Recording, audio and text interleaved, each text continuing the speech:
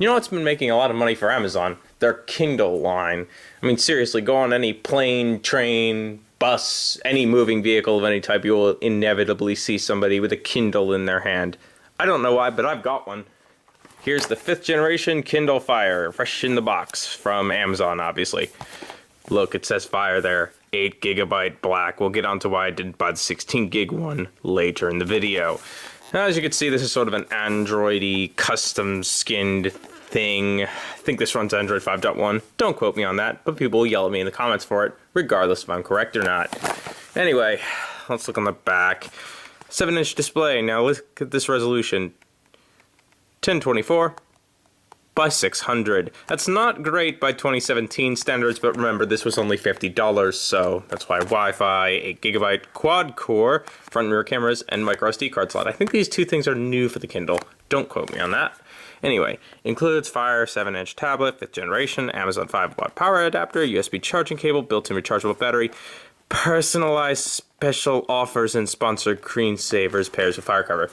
Yeah, special offers. Are those going to be ads? I bet they're going to be ads, but we'll see how intrusive they are. Hopefully it doesn't pop up every 5 seconds asking you to buy dish soap. Yeah, fast and responsive apps and games that are 100% free. Some of them. Let's open it up. Oh, I was about to say this opened in one shot. Short of that, but let's open this up. This is in this little tray in plastic wrap. Here's the device itself. We'll get back to that later. USB cable. I've got a drawer full of these. And they actually give you the power adapter. That's nice of them. No, Apple didn't give you to you with the iPod Touch. And look, a power adapter. Apple doesn't give these out with the iPod Touch. Why? Why? That's why I don't buy Apple products. Among other reasons. Put that aside. Do more with your Fire tablet. People. Books. And it's funny, the face detection on my camera is actually picking this up. Look, there's Walk the Moon. And Charlie Puth with that One Call Away song. Let's put that off to one side and never speak of him again. This is explaining what the buttons do. And honestly, looks like the signs in an airport. Plug it in to charge it, yeah. If you can't figure that out, we need to have it talk. No, we don't, because I don't want to talk to you. Anyway, let's take the plastic off of this here device. Ugh, sorry, headphone users. Screen. Already. Fingerprints on it. Yeah, they really should make a white version of this, but they don't. I guess it keeps the production costs cheap.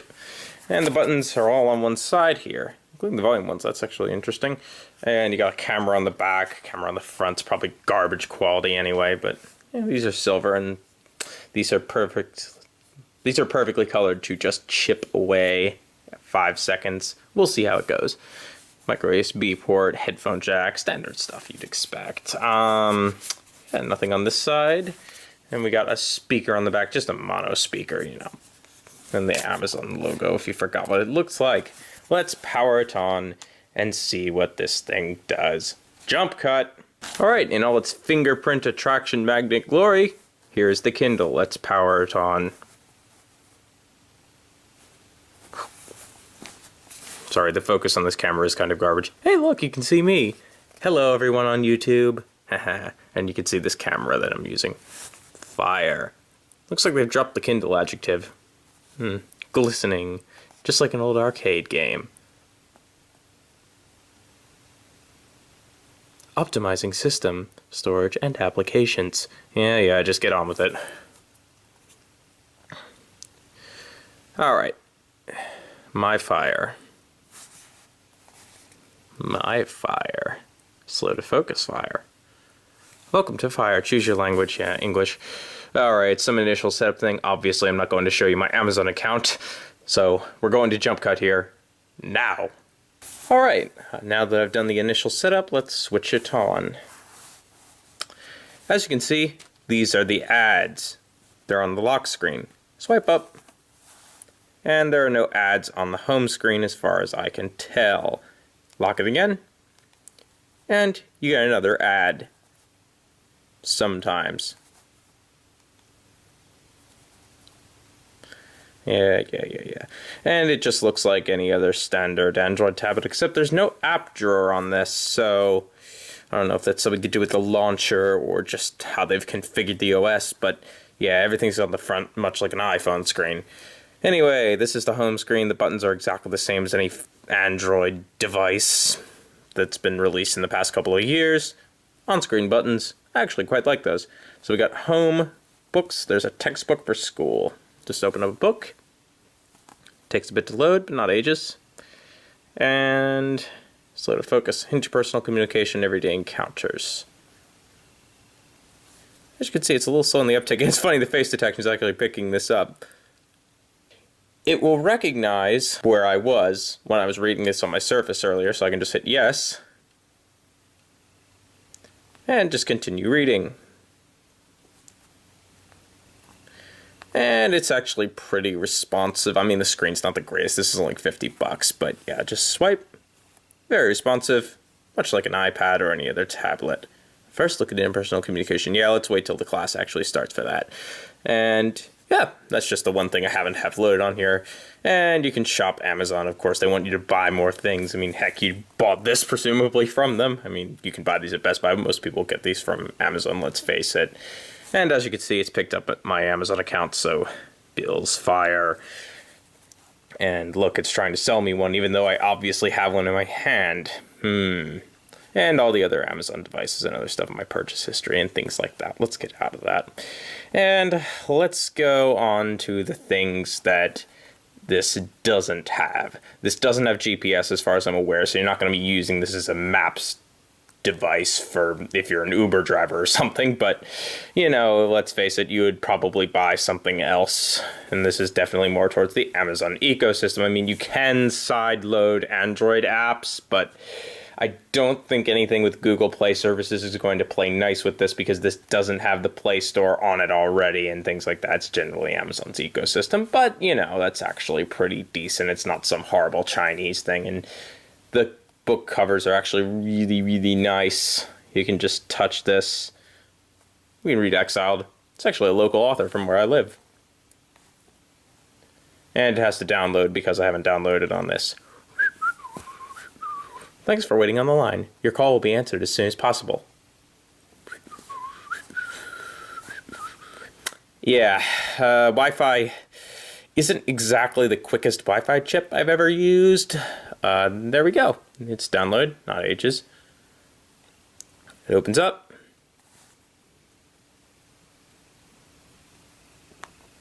Swipe over. And then the orientation changes. Not exactly as quick as an iPad, but whatever. This is like a quarter of the price of an iPad mini as far as I remember, I think, if not more.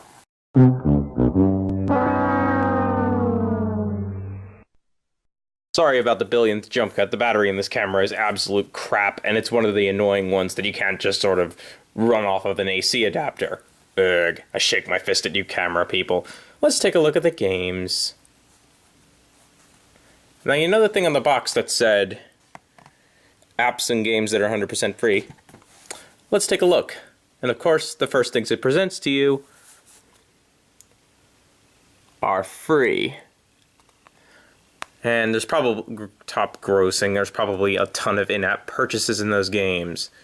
Top free. Golfy Bird, which is Flappy Golf. And look, it's a different title than the other thing, and that threw me off, and that's really irritating. And top page, you can get Minecraft for $7. Seems a little much for a portable version. Sounds more like $5, but Five Nights at Freddy's is only $3, and that's quite a good game if you like horror games, like myself. Anyway, let's just download something and see how well it runs. Let's pick Flappy Golf because mass appeal. Download. Thank you. And of course, all the mindless 12-year-olds that play this game have rated it at 4 stars out of 5. I don't know, but I've never played it, and I never really got into the original Flappy Bird, and that seems like kind of a pain to play on a tablet, but I'm just stalling while it's installing. Boo-doo-doo-doo-doo, waving tablet. Alright, it's installing. Let's just quit out of the thing. and swipe down notifications. It looks very similar to Android Lollipop. That's because I think it's based on that. What does Blue Shade do? I have no idea. It's probably like a sleep mode thing. But what is Do Not Disturb? That's weird. Stop naming things. Oh, look, it's successfully installed. Let's tap it and open it and see how well this thing runs. I'm not imagining that this will outperform a $700 tablet, but, well, let's see if it'll play Flappy Golf. Single player, because I don't have anybody else to play with. Grassy Land. Loading hole 1. Oh, I see. This is sort of a bounce into the hole kind of thing. And I'm bored of this game already. Good thing that's a free game and you just go into the notifications window. Not notifications window, I'm sorry, the recent apps screen by pressing that square button down there. It's very minimalistic, which is good. And as you can see, all the Amazon ecosystem apps like their store, the Silk browser, God, the focus on this camera is awful. The Amazon App Store video, that's all front and center, obviously, because they're pushing the ecosystem with this. Again, if you want to use something that isn't only the Amazon ecosystem right out of the box, you are going to be extremely disappointed with this because there's no Google Play Store, no Google Play services, and you can sideload apps, but the compatibility is going to be dicey because, of course, this doesn't have Google Play services unless you put a custom ROM on it, and obviously that's not something that most people are going to, frankly, spend the time to do because it's a massive pain in the butt if you don't know what you're doing. And anyway, I mainly bought this to use as an e-reader so I can have all my textbooks on here for school because they're far, far cheaper if you get the ebook versions. And it's actually pretty nice. Let's take a look at how well it looks zoomed in. Not very pixely. It actually is a pretty impressive screen. The viewing angle is actually pretty impressive for such a cheap unit. You know, a lot of these $50 tablets have absolutely garbage screens that when you turn them so much as like that far, it just turns into a mishmash of messed up colors until you turn it front and center, then it looks normal again. But this actually is pretty impressive. I'm not sure if this is an IPS screen, and I don't really care. The point is, it actually looks pretty good. Now, the reason I only bought the 8 gig, this actually has, if I could find it, right up here, behind this little dust cover, I can get this open, a micro SD card slot, which I'm pretty sure is new to the Kindle. So instead of spending the extra money on a 16 gigabyte Kindle Fire, you can put a 64 gig card in here and put a bunch of video and stuff for when you're on a plane and the Wi-Fi doesn't work because American Airlines is always like that. Anyway, let's take a look at the screen. Sorry, that was my phone going off. So we got video. If you have Amazon Prime, you can watch Jeremy Clarkson, The Grand Tour. I actually quite like that. Sneaky Pete, not too great. Not a big fan of that. Games, it's that Flappy Golf thing. Shop, ooh, geez, I didn't know that turned it. And you can search products on Amazon. Let's just search for an SD card. Keyboard is actually pretty responsive and very minimalistic and well designed. And look at that. Let's just look for a micro one. Yeah, look at that. 32 gig card, $10, and I believe the 16 gigabyte version is about $20 or $30 more.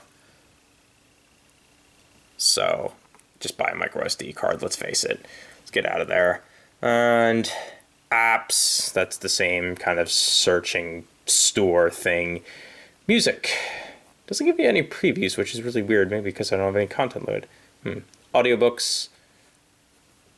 And newsstand.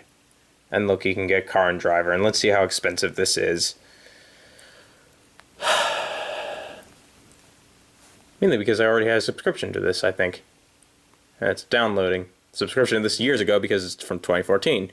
Let's go into the store and see how expensive some of the magazines are. I'm so sorry about the dodgy focus on this camera. I'm getting a new camera as soon as possible, but yeah. People, Us Weekly, God. Let's do something I actually want to read.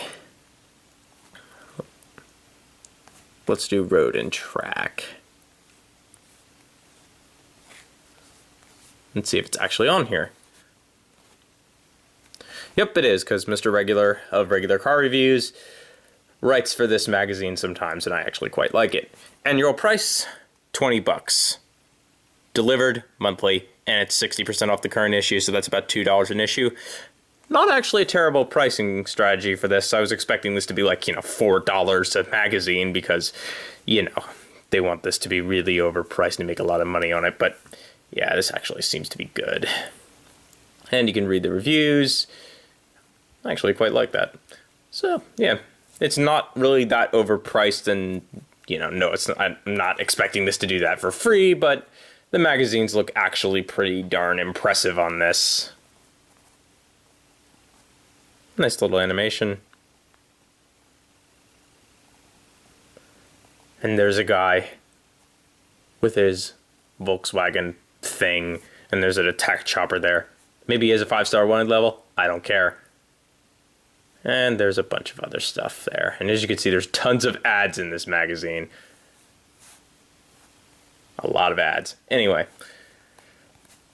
In conclusion, well, for $50, it's actually a pretty nice tablet. I mean, the screen is good.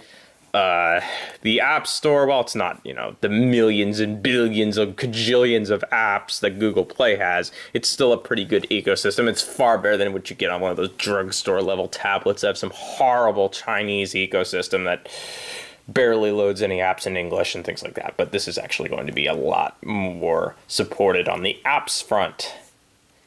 Now, it's not the quickest tablet I've ever used. I mean, it's $50. What do you expect?